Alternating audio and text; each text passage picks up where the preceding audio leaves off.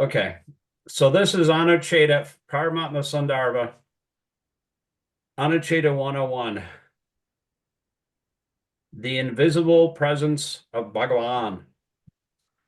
That's what Prabhupada always used to say when I got his cassette tapes back in the 70s.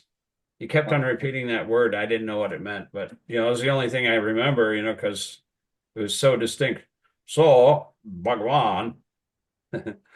uh, Anyway, but why is that power, Tejas means power, that is made to enter into the Devas and Asuras by Bhagavan, not visible? See, he's talking about, I think it's Parikshit asking Sukadeva a question. Sometimes Krishna favors the Devas, the demigods, and sometimes he favors the demons. And so why is that not visible? He's asking, how can you can't tell whether or not Krishna is favoring the devas or the demons? In answer to this, Sri Shuka says, quote, Bhagavan appears like a light, Jyoti, and other elements, and thus he cannot be discerned from the bodies, Samgatat, of the devas and asuras. It is only the wise who, after careful deliberation, ultimately come to know that the self is situated in the self. Srimad Bhagavatam 719. Go ahead and read this one. Although Bhagavan enters into the Devas and Asuras by a portion of his prowess, he cannot be discerned from their bodies, saying Hata, which are intermixtures, stava of various tattvas, meaning that people in general are unable to recognize him. Nevertheless, the wise, Kavaya, namely those of highly refined discrimination, ultimately churn the evidence and through the logic of negotiation, Negation. negation, sorry. I'm gonna have to put my glasses on here first. Negation.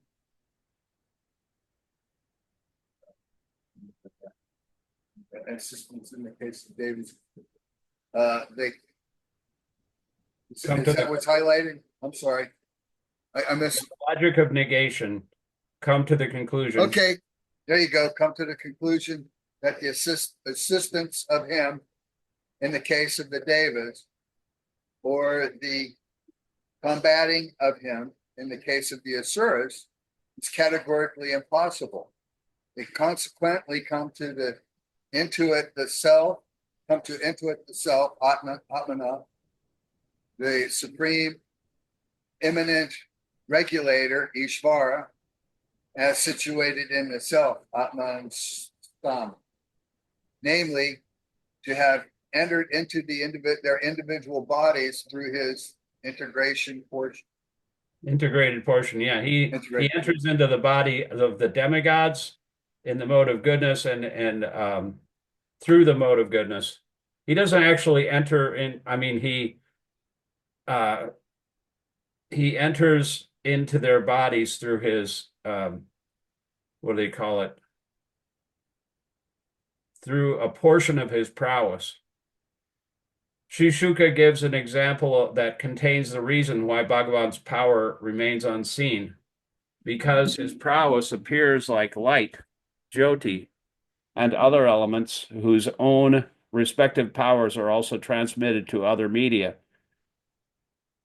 The difference is that the transmission of the power of fire or light and other elements are discernible to the common observer, whereas in the case of Bhagavan, the infusion of his powers is intuited only by those of highly refined wisdom. In other words, if you know, you have to be a pure devotee to know who Bhagavan is, and by the process of negation, you can understand that this is actually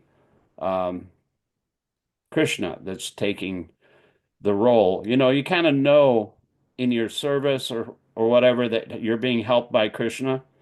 Just like George Harrison used to say, how do you know that this works? He said, well, the proof of the pudding is in the tasting. Yeah. Go ahead and read this paragraph here. Okay, the meaning is as follows. By observing the power of a magnifying glass to set dry glass ablaze. It appears to those experienced in the matter of the radiance of that, in the matter that the radiance does not belong to the gem itself, i.e., a magnifying glass or lens, because it was not seen there previously. Rather, they recognize that it is the radiance of the sun that entered it through the contact with sunlight. And as implied by extension of the very same previous example, the fragrance in the air, vayu, is from the properties of the earth that have entered into it, and not from the air itself. The same is also the case here, i.e., the power of the devas is the power of the devas to assist Bhagavan, or of the Asuras to combat him, is not their own, but is due to the transmission of a portion of his own power. See, he uses his same power to assist the devas and to assist the demons, just like when he churned the milk ocean. You know that pastime?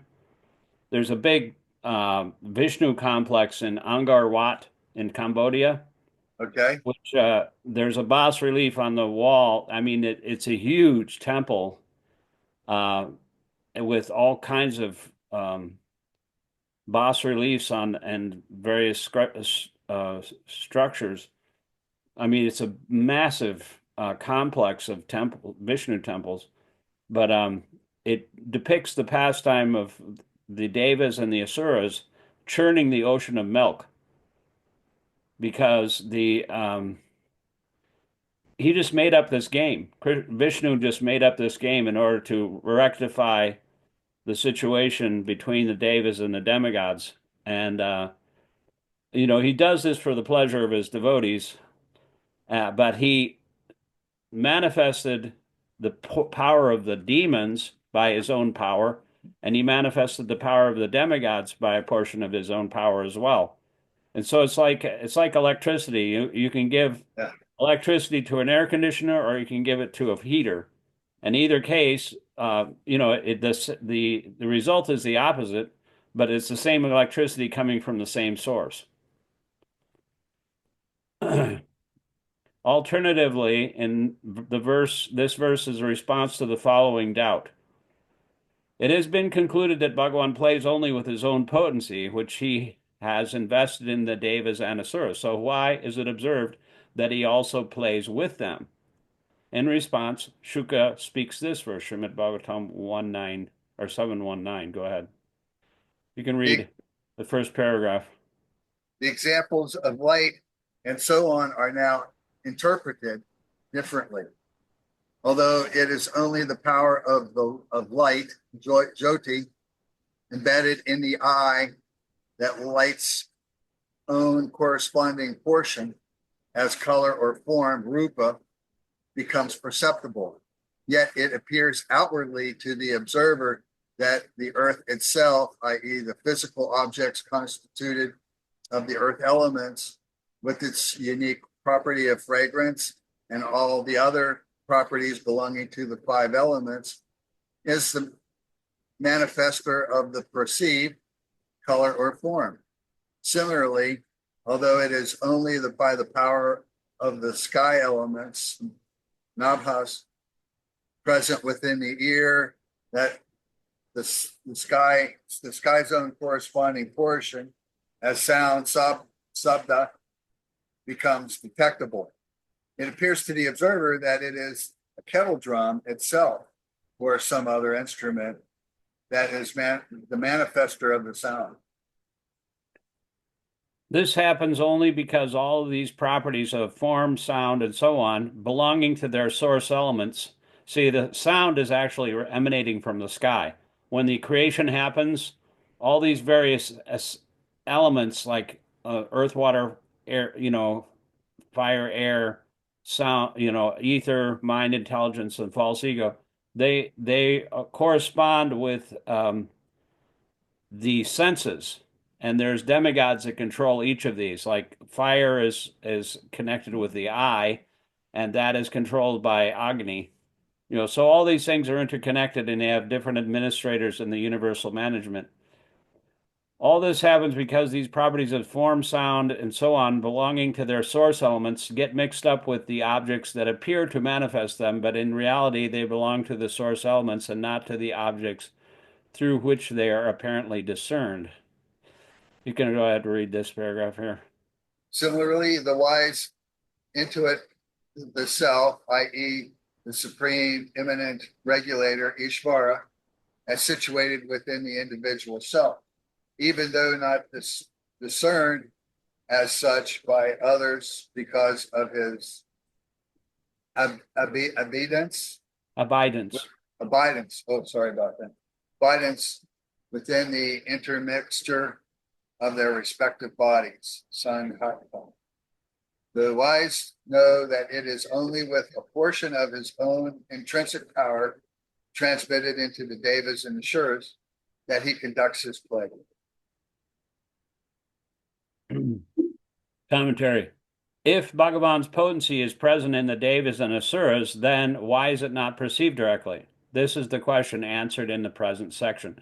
Sri Shukadev says that although the power of Bhagavan is transmitted to both the devas and the asuras, it appears to be their own. Śrī Jiva Goswami explains this with the example of a convex lens.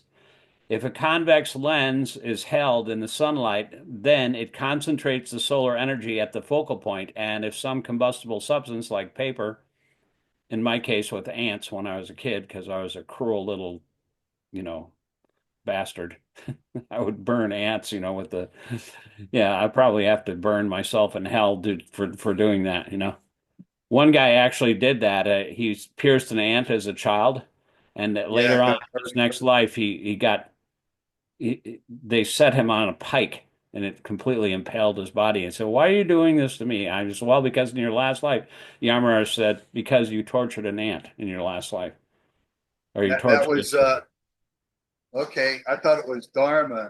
I thought that was Dharma is Yamaraj. Yeah. Oh, okay. Yeah, and then he took birth as Yudhishthira. Yeah. Yep. Because of that, he was cursed. He was cursed from that, right, to take birth as a human, and he chose that time when Krishna was coming from the planet. Yeah, I mean, that was arranged by Krishna as well. Yeah, all it was all arranged. Yeah, it might not take place in this lifetime or next lifetime, but it's all a setup. Yeah, I mean, it's like a circus, Yeah. You set it up in one town and you go to the next town. He's always happening. There's some circus somewhere going on in the universe, and Krishna always appears somewhere in the universe at any particular moment in one of the universes. But on this planet, it happens every, 4.3 billion years, everything, or something like that. And one day of Brahma, I think, which is every 4.3 billion years. But Lord Chaitanya, he's even rarer appearance, but he appeared only 500 years ago. That's like yesterday. Yeah. So really fortunate because in this age, this is a horrible age, but this is kind of like a miniature golden age because Lord Chaitanya appeared. And if you don't take advantage of that swimming on the ocean of the love of God that has been created by Lord Chaitanya's Sankirtan movement that's overflooded the entire,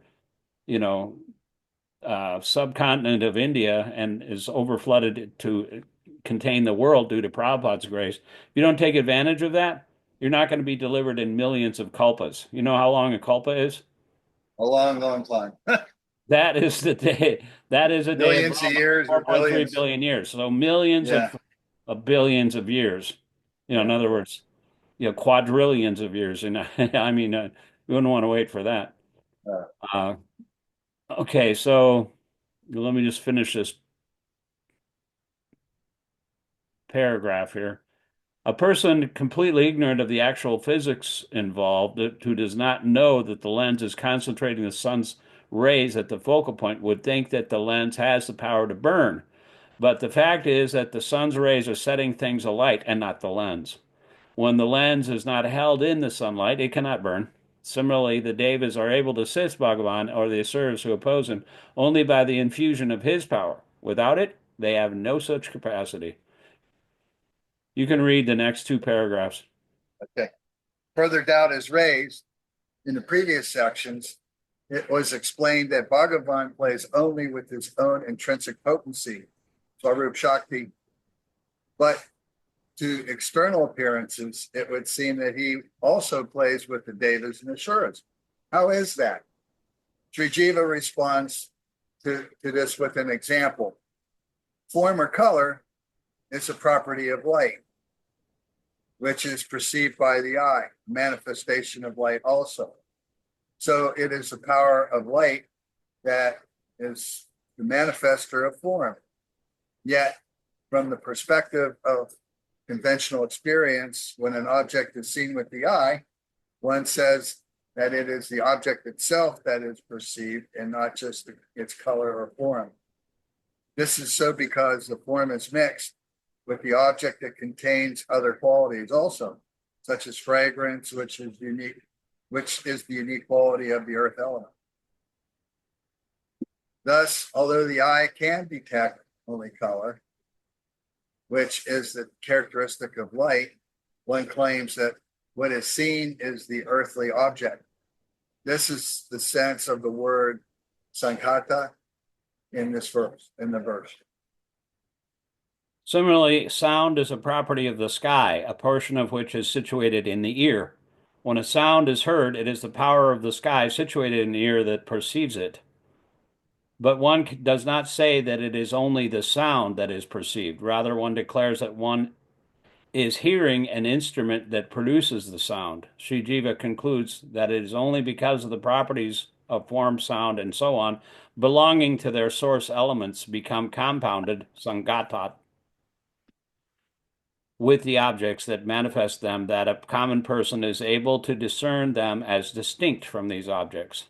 The reality is something quite different. Go ahead. The word sangata literally means a collection, a group of things put together, or an aggregate. In this verse, it refers specifically to the body, which is a combination of various tattvas such as earth and water. Śrī Jiva Goswami glosses it as a mixture, sammisra, and employs the ablative case in the sense of reasoning or cause. The sense is that Bhagavan's potency is mixed with the other tattvas, and hence it is not possible for a common person to discern it. You have to have refined intelligence in order to actually understand that Krishna is manifesting himself in various ways in different mixtures of persons. The demons are controlled by passion and ignorance, and the demigods are controlled by goodness. And there's different truths. He's making a comparison with the different truths. There's various tattvas like earth, water, fire, air, and so you have to discern that the actual reason is not because of the earth itself or the sky or whatever. It's actually because of the source. In the same way, it appears that the devas are capable of assisting Bhagavan and the asuras of combating him.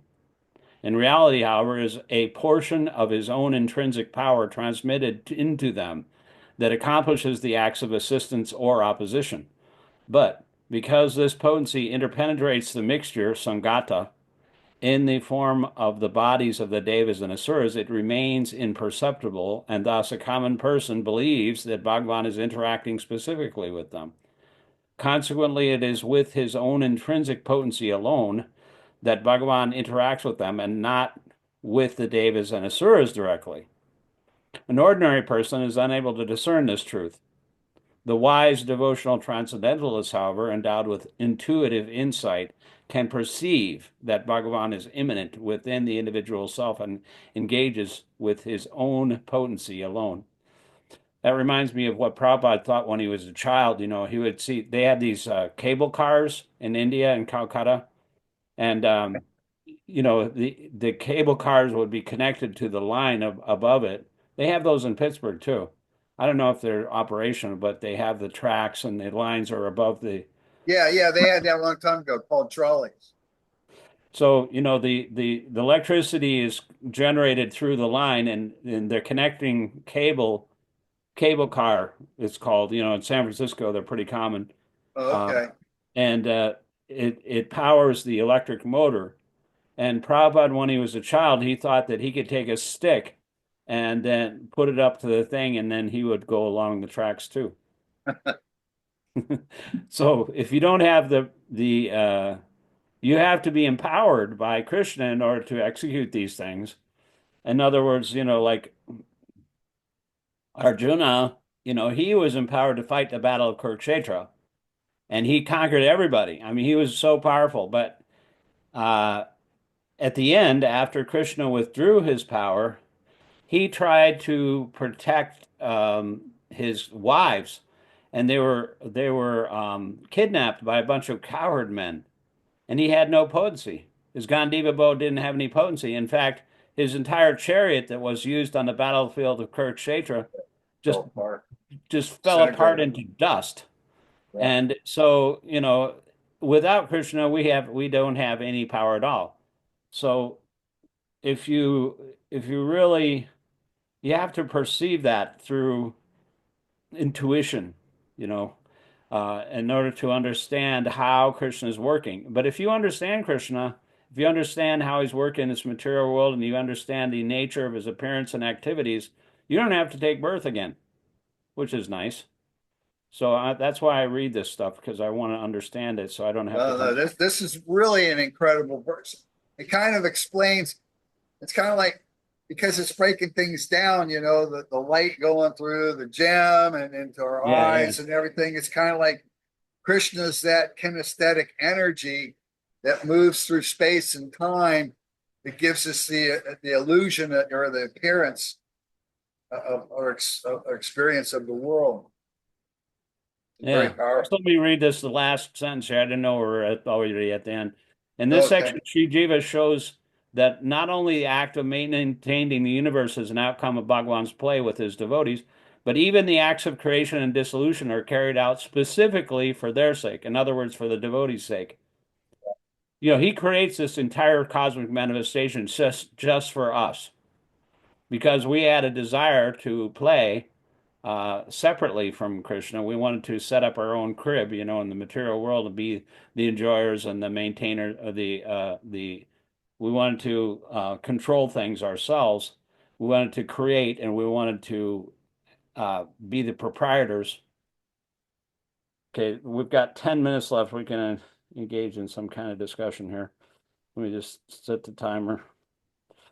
But So that's really powerful. I mean, that I really like the way he breaks things down, how everything and it Yeah, the shows where the analogies are illusion. really helpful because this is Yeah. really subtle stuff, and you kind of have to some kind times like it's like the moon, you can show somebody the moon, but if you see through the branches of a tree, you look up at the branches of the tree, there's the moon right there. You can't really see it sometimes if you unless you have some kind of reference point, you know.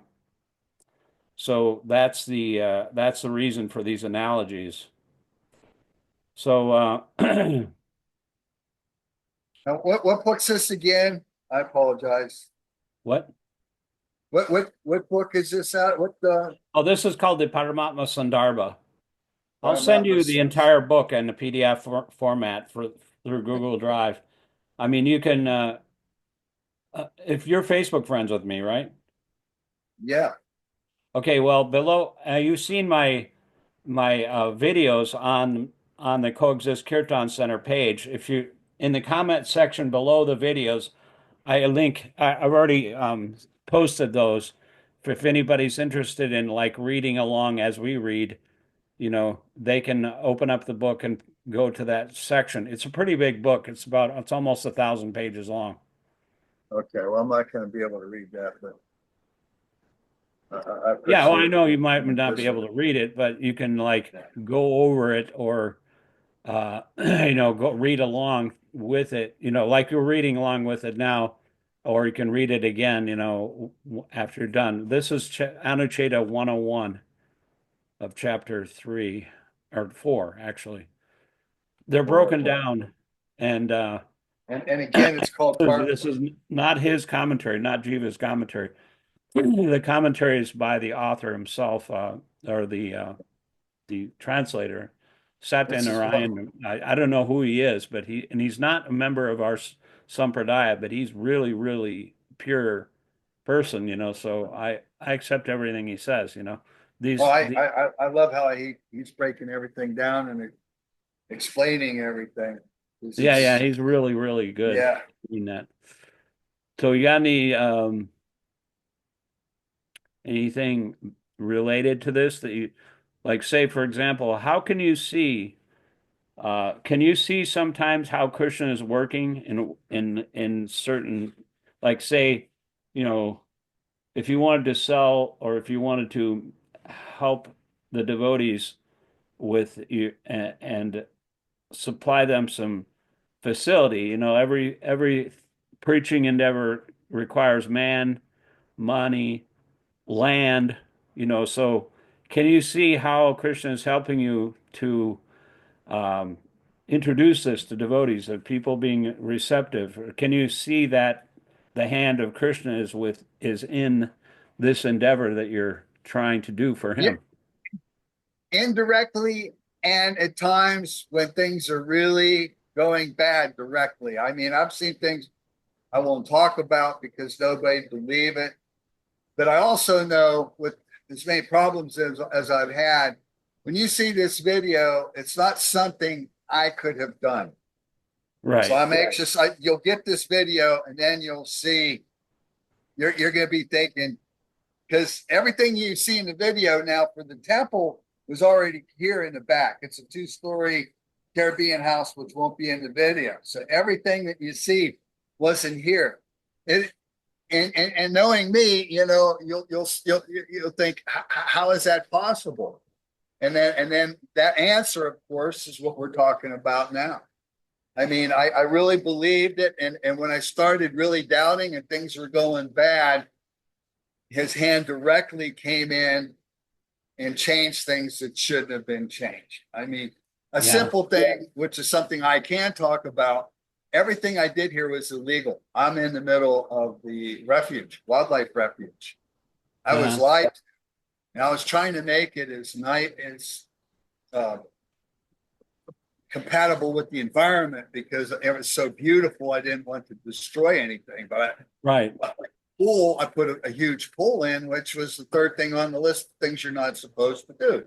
Everything was in Spanish. I couldn't afford, and all the contractors. So it shouldn't have been legal. They wanted to tear everything down 9 months ago. They were ready to just tear everything down. And then all of a sudden, this person came to me, who was involved in the government, and they Really? and they cleared the way. They went, well, this was an ancient cacao plantation, and he knew the guy that was in charge. Actually, the head boss, he knew him, and he even helped me do things like from Google so that this place could go through the proper process of being legal, and so it's just many things. It just and I was ready. I was sitting there. Well, I don't own anything. Right. I came to that conclusion. This isn't mine. My body's not mine. All right. When's it going to be taken away? Yeah, I don't Krishna know. shows us that. Sometimes Yeah, he says, like Lord Rishabdev, he can do things, Krishna can do things that we cannot. I mean, we can't, my buddy in Arizona, when I was helping construct that temple down there, I was making money to the Govinda's cultural complex in Tucson, and he was a brahmachari. He said, I can't get married. I can't even take care of myself. But Krishna can take care of 16,108 wives and create a palace for each one of them. And not only that, he can divide himself and do different things at the same time with each individual wife and children. So we can't do that. So it's like he's God and we're not. That's the bottom line. And when something happens, it's Krishna's mercy, because just like in the process of inspiration, like Mozart would be walking around, and all of a sudden, some music would be appearing in his brain. He would just like he'd get the whole symphony in his mind just by walking around, and later on he would write it down. But that can't happen without inspiration. It can't happen without an exterior source, because the brain doesn't have the capacity, the neural capacity, to create something like that without a superior intelligence. So, that there are certain things that are impossible for us to do. And we can't even really do anything. I mean, we don't have the power to see beyond the inside of our eyelids. We can't even see that. So we also have limited sense perception. But Krishna, when I remember coming to New Vrindavan the first time, I was having the realization that when I look at the deities or when I read Prabhupada's books, I'm seeing everything in the entire world. And when, Prabhupada would be talking about that, and it seemed like I was actually understanding what was going on the other side of the world, some conflict between Russia and China or something like that. These are transcendental matters that are beyond time and space, so we have no ability to do that. Only if we're enlightened by superior intelligence can we know what's going on. So I guess we have, let's see, 1 minute remaining, like they say in hockey terminology. Do you have any other questions or anything? No, that was it. I just what we talked about today is like you're talking about, well, the senses are imperfect and the mind is full illusion. Well, when you break it down, that we think it's, the gem creating those colors when it's actually the light right there alone. He's breaking it down, even without the illusion of the mind distorting what our senses perceive. Then it's our senses are not perceiving the correct energy behind what we see. Yeah, there is a And powerhouse. And, yeah, Prabhupada would say, like the scientists are so proud of their Sputnik, the Russian thing. right, But, right, right, right, Krishna right. is controlling all these planets. It takes thousands of scientists to put one little tiny satellite. It's like a toy. What about speak of Krishna? So you think that this happened by itself?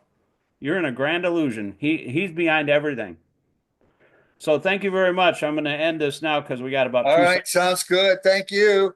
Haribo. Maybe see you next time, All right, Hare Bo. Krishna. Okay.